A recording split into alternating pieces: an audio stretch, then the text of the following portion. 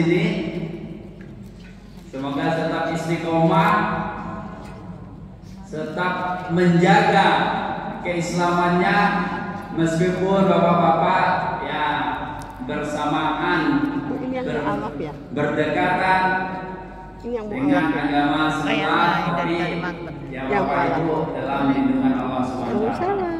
Itulah yang diharapkan. Jangan Islam jadi budak. Islamnya yang diharapkan oleh Rasulullah SAW di akhir zaman harus semakin banyak, pengikutnya Nabi Muhammad harus semakin ramai, bukan semakin sedikit. Bapak Ibu dirahmati oleh Allah SWT, jikalau kita sudah mengaku beragama Islam, tentunya kita menjaga agama Islam itu, bersama-sama menjaganya, bersama-sama berjuang, bersama-sama menegakkannya. Maka bersyukur, kita ucapkan banyak terima kasih, terutama saya mengucapkan terima kasih kepada Tamir Masjid yang mana yang telah sudi menerima saya, kehadiran kami. Nah, saya lumayan agak jauh perjalanan dakwah ini. Dari Madura, alhamdulillah nyampe dari malam sekitar jam 2 kurang nyampe di sini. Dan lebih nikmat lagi, biasanya tengah malam untuk mencari kendaraan untuk menuju sini susah. Tapi dari malam baru turun depan pom bensin ya langsung ada orang yang nawarin. Bahkan tempatnya langsung tahu. Cerita ternyata kiri kanan itu gereja ya. Luar biasa ya, alhamdulillah Bapak yang tidak jadi masalah. Saya juga seperti itu. Saya kalau di Surabaya ini orang mengenal saya itu Andreas, nama asli itu Jose Andreas Jose. Nah memang dikenal kalau di Jawa Timur, di Surabaya khususnya dulu pernah sini manggil saya itu pakai ya, baju kuning Andreas, masuk ya rektor saya dulu Jenudin, Profesor Jenudin, Doktor Jenudin Manuri. Itu juga ya tahunya Andreas, nggak pernah tahu yang Manuri. Nah, kemudian Pak Suwoyono, Ketua DPW PWM Andreas, kemudian nama Islam saya itu Muhammad Manuri. Manuri itu mungkin nggak pernah saya sampaikan bahwa Daman itu asal katanya Damun, darat. Huri itu asal katanya Huriun, kemenangan atau kemerdekaan. Jadi dari darah Kristen menuju ke darah Islam. Jadi bersih, bagi saya bersih, merdeka. Ya dulu masih jahiliyah. Tapi alhamdulillah Allah kasih kesempatan Bapak Ibu. Allah beri kesempatan. Alhamdulillah saya bisa menikmati Islam. Meskipun nikah itu masuk agama Islam sangat bisa kata orang bilang ya, tapi saya berpikir gini, Rasulullah saja berjuang dilempar batu sampai berdarah, kenapa kita nggak bisa? Ya sama-sama ya, Rasulullah memang dimuliakan oleh Allah SWT, tapi kita juga harus bisa bagaimana berjuang untuk menegakkan kalimat Allah, la ilaha illallah, tidak tiada Tuhan selain Allah, dan Muhammad adalah utusan Allah. Kalau kita sudah berpandangan seperti itu, insya Allah kita rela, tidak jadi masalah. Ya, apa yang ditakuti? Karena kita sama-sama punya agama. Mereka punya agama, Kristen punya agama, Katolik punya agama, Buddha punya agama, Hindu punya agama, Konghucu apalagi punya agama. Kita 6 agama yang diakui di negara Republik Indonesia ini. Ya, mau nggak mau bersaing antara satu agama dengan satu agama itu adalah ya saya kira itu tantangan bagi kita ya Islam. Tapi kita yang Islam ini jangan sampai kalah Bapak Ibu. Jangan sampai kita yang kalah. Jangan sampai kita yang pergi ke agama sebelah.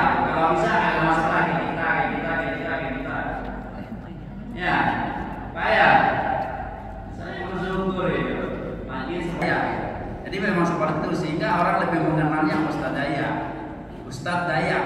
Dikenal sama masyarakat dimanapun ya Ustadz Dayak, karena memang pakaiannya seperti ini. Dan saya melekatkan diri saya, menunjukkan diri saya bahwa Dayak itu tidak beragama yang orang mengira itu orang Dayak itu beragama non-Islam semua gitu kan, ya, agama Kristen. Nah ini saya tunjukin, saya gambarkan, saya lekatkan bahwa orang Dayak itu ada yang Islam, kawan-kawan atau bapak-bapak, ibu-ibu yang asli Islam. Nah saya selalu mengajak kawan-kawan seperti itu. Bapak Ibu silakan nanti melihat YouTube saya. YouTube saya itu Ustadz Dayak, bantu sebarkan YouTube Ustadz Dayak. Pengislaman itu bukan direkayasa, juga bukan karena saya membawa, tapi karena saya mencontohkan bahwa di Islam itu akhlaknya seperti ini. Mungkin dulu sebelum beragama Islam tidak pernah mencium tangan emak bapak. Nah kita contohkan. Yang dulu mungkin sebelum beragama Islam belum bersih, belum bisa membersihkan diri. Nah kita contohkan, kita harus lebih baik dengan kawan-kawan kita sebelah. Jangan mencontohkan yang teriak-teriak ya Bapak ya. Pak, halo. Jadi kalau kita pengen mereka itu mau mengikuti kita nggak usah teriak-teriak sama mereka. Kita nggak usah marah-marah sama mereka. Sama kita tak apalah gitu kan. Tapi sama mereka kita harus lebih baik. Nah ini saya tadi diumumkan nih, masa majlis sebesar gini baru satu sapi gitu kan. Lucu banget. Lucu banget. Jadi ya kayak sama-sama gitu. Saya kira sih nggak berat. Saya bahaskan nanti dulu. Nggak berat untuk berkorban Bapak Ibu. Mualaf itu walai saya wajibkan untuk berzakat fitrah, saya wajibkan untuk berkorban. Bagaimana caranya sampai gitu? Kalian dari sekarang, dari misalnya nanti habis Idul Adha, dari Syawal itu ya sudah mengumpul. Jadi habis Idul Fitri itu sudah mengumpul semua. Kumpul sedikit. Insyaallah alhamdulillah bisa selesai. Nah itu. Nah, apalagi kita, masa kita yang sudah punya agama Islam yang sudah lama malah nggak mau mengeluarkan untuk berkurban, malah insyaallah Pak. Alhamdulillah saya sangat bangga sekali. Ya, sangat bangga saya mengislamkan orang 15.731 orang per malam sebelum saya keliling. Sebelum saya keliling, saya islamkan orang dulu di satu keluarga dulu. Nah, itu mereka tetap sebelah. Nah, ini tadi kan mau Idul Adha hari mampu kan? Insyaallah Ustaz. Kalau hanya 3 juta setengah atau 3 juta 300 kami mengumpulkan dana itu 3 juta 300 per orang. Toilet. Bisa berkorban. Lalu tanggal 18 kemarin saya meresmikan Masjid Mualaf. Masjid kami bangun dan mereka masih susah untuk bisa beribadah. Nah, akhirnya saya ngomong dengan masyarakat karena di situ Katolik semua. Kebetulan saya dari agama Katolik sebelumnya. Saya bilang sama kepala desa, kepala adat, Monggo, kemudian kepala suku, semuanya saya kumpulin. Bagaimana Bapak, kebetulan kami ini Islam sudah ramai sini, apakah boleh kami membangun masjid? Boleh Pak Ustaz, tapi dengan catatan bantu juga gereja kami. Nah, karena mereka sudah bilang seperti itu, boleh dengan syaratan harus membantu gereja mereka. Ya kami tetap bantu, kami bantu gereja mereka. Ya, kami kasih juga, ya alhamdulillah karena ada dana, ada donaturnya. Ya, ada yang membantu. Pak Ustaz ada uang nih 100 juta, kasih ya sama gereja dulu. Nah, kami kasih gereja, alhamdulillah masjid jadi dan bahkan masjid itu juga alhamdulillah. Saya pikir tidak bisa saya membangun masjid yang semoga itu. Oh, masjidnya. Terus sekali. Masa saya mau bangun yang gede-gede gitu ya, jelek. Jadi untuk mengimbangi gereja tersebut ya saya harus Alhamdulillah selesai. Jadi kemarin mau semua diundang, orang tokoh-tokoh Kristen diundang semua. Wah, mereka senang sekali. Jadi saya tulis itu di YouTube, Masjid Percontohan Toleransi Beragama. Orang mau protes saya silakan, karena saya tutup Bu. Sambutan itu Pak Camatnya masih Katolik. Tidak apa-apa, terserah. Yang penting saya bilang itu saya bisa menyatukan mereka dengan kita. Dari menyatukan itu Bapak Ibu, mampu kita menyatukan orang-orang mereka dengan kita berbuat baik dengan mereka. Itu insya Allah pelan-pelan mereka itu masuk. Cara seperti itu. Jadi cara supaya kita itu disukai oleh mereka mau masuk agama kita harus merangkul dengan baik juga. Bukan menyogok Pak, saya kira nggak boleh juga kita. Supaya mereka itu bisa, gitu. Supaya mereka punya tujuan apa Islam yang udah bantu kami. Islam udah membantu kami. Nah, kami ya mau. Nah, itu sebabnya. Akhirnya kalau saya sudah seperti itu, karena saya kasih satu kampung satu sapi kadang-kadang. Nah, itu satu kampung itu juga masuk Islam. Jadi kita mengasih contoh. Nah, makanya kasih Islam ini. Saya sangat memperhatikan majlis besar ini suatu dapat. Kami sekarang masuk Islam karena Allah. Bukan masuk Islam karena menikah. Bukan masuk Islam karena sekedar masuk Islam, tapi masuk Islam karena Allah. Mereka ridho, mereka tenang, ya mereka masuk agama Islam. Makanya sebelum saya mengislamkan, saya selalu bertanya, kamu serius mau masuk agama Islam? Serius, Ustaz. Kamu mau menjalankan ini? Kan kamu dulu mungkin tidak pernah sembahyang atau hanya seminggu sekali. Kalau ini 5 kali, mau sanggup Ustaz. Jadi kalau sudah dibilang sanggup, baru saya sadarkan. Kalau masih belum, susah pulang. Bersihkan niatnya, benarkan niatnya masuk agama Islam. Saya nggak mau yang banyak, yang masuk Islam banyak, tapi ternyata hanya sekitar gitu. Nah, mau saya maunya masuk Islam betul-betul. Ya harus mengalahkan yang masuk Islam. Makanya saya tulis di situ, mualaf sebagai pelopor, mualaf sebagai pendakwah, dan mualaf sebagai penggerak. Kenapa itu saya tulis seperti itu? Saya ingin mempelopori kawan-kawan yang sudah asli Islam, ya, mengasih contoh bahwa malu sendiri ya bisa seperti ini, masa saya tidak bisa. Akhirnya malu sendiri.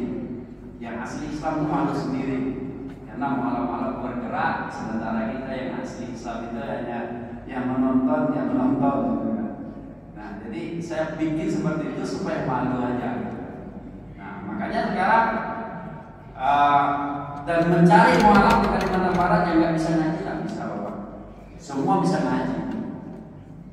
Target saya itu 3 bulan harus bisa ngaji, nggak bisa saya kepala aja saya tinju.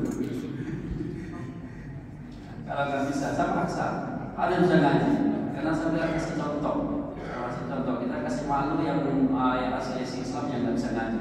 Mohon maaf Bapak-bapak ya kalau ada yang mungkin tersinggung itu belum bisa ngaji, saya mohon maaf. Makanya saya minta ya yang nggak bisa ngaji tadi itu ya belajar gitu. Jangan sampai udah tua, udah mau mati baru mau. Saya ada cerita di Pontianak itu, asli Islam suami istri, karena punya anaknya lagi, Pak ajarin dedek ngaji. Kata bapaknya apa? Bapaknya sibuk coba sama mama. Pergi ke mamanya, Ma ajarin adik ngaji. Kok minta sama mama? Minta sama ayahmu sana. Nah, jadi saya dilempar, ternyata dia mencari guru ngaji. Pas kebetulan saya yang dipanggil. Saya kaget, saya kira mau panggil apa gitu kan. Dia ngomong, saya nggak ngajar kami suami istri, karena anak saya minta diajarin Al-Quran terus ya. Diajarin ngaji. Waduh, Ibu, Bapak asli Islam kan? Asli Pak, Pak Ustaz. Kok nggak bisa ngaji? Itulah Pak Ustaz, nyesal saya kayaknya. Dari kecil saya nggak pernah ngaji, jadi sampai tua ini, sampai punya anak 3, saya belum bisa ngaji. Ini apa? Saya oke, mau ngaji, mau berapa lama Ibu, Bapak? Secepatnya Ustaz. Oke, gimana caranya? Sekali Setiap saya ngajar ngaji Bapak Ibu, saya itu dimasukkan di dalam kamar sama mak sama bapaknya. Jadi diajar ngajarnya dalam kamar itu. Akhirnya anaknya pintar, saking pintarnya setiap keluar ditanya, ya kok ayah masukin laki-laki dalam kamar? Enggak, hanya ayah sama mamanya belajar berobat. Padahal itu ngajar ngaji, kan malu juga. Ya alhamdulillah. Maka saya bilang itu mengaku beragama Islam itu harus melaksanakan apa yang diperintahkan oleh Allah, apa yang diperintahkan oleh Rasulullah.